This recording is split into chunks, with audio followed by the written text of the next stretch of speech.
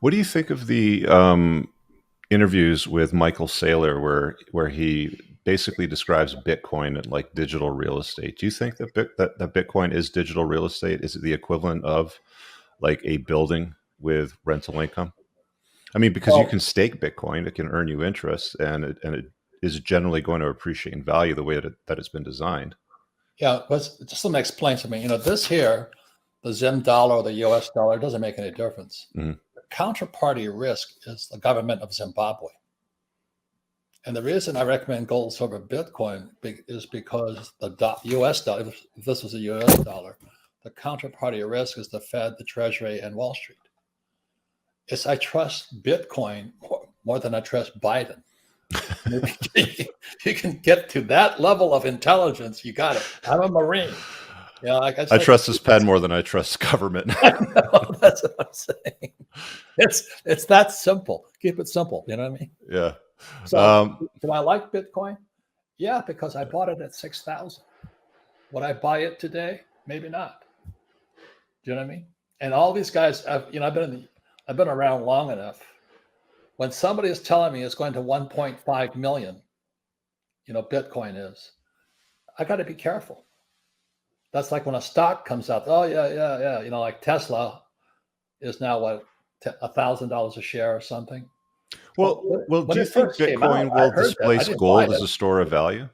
What's Because I that? mean, do you think Bitcoin will displace gold as a store of value? Because gold's worth about 10 trillion on the market, I think, is a market cap, and Bitcoin, if I'm not mistaken, is just over a trillion. So basically, 10xing Bitcoin brings it up to $600,000.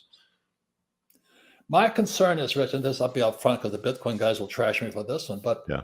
there's all this new technology coming out, and Bitcoin might be old technology. I'm not saying it is or not. I'm Mhm. just saying, as a skeptic, as a professional investor, I've got to watch all sides of it. Got it. And where gold and silver, I call gold and silver God's money because they're part of the element with the periodic table. Mhm. They're part of God. I'm not religious, but I'm saying, and I've started gold mines and silver mines, took them public in Toronto.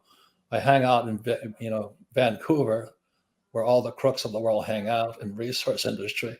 Mhm. So I love Canada, because every Frito Bandito hangs out in Vancouver. I've heard every bullshit story possible, but that's why I like the game. I love it.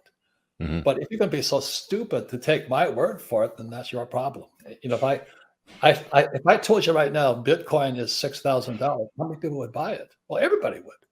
All right. But at the time, it was frightening because it went from 20, dropped, almost went off the chart to zero. It stabilized at 3. I watched it there. It hit 6, and I bought 65 Bitcoin because I don't trust the dollar. If you can understand that, I That was don't. a good move. I don't trust the Treasury, and I don't trust Biden. Um, Another super chat. Roberts, thank you. You were the first video, 60 Minutes to Getting Rich, I saw about the rat race in finance. It changed my life big time. Could you talk about the rat race? Because I had a note over here. According to Rich Dad, the poor and middle class revolves around a pattern. The pattern of getting up, going to work, paying bills. The cycle repeats over and over again. This is what Robert Kiyosaki refers to as a rat race. Can you talk about the rat race a little bit? Yeah, the rat race is on my game board. What I do is I take what vernacular we all use. I'm in the rat race, but also there's the fast track, and the fast track is the capitalist track. And to get onto the fast track, you got to have one of these. But they don't teach you at school. They teach you to get good grades, but my bankers never asked me what my grade point average was. My banker just wants to know, is my money coming from here? Yeah. How many assets do I have? And like I said, I have about 8,000 rental units, plus commercial, plus this, plus businesses, plus, I just focus here, whereas school teaches you to focus here. How much income can you make?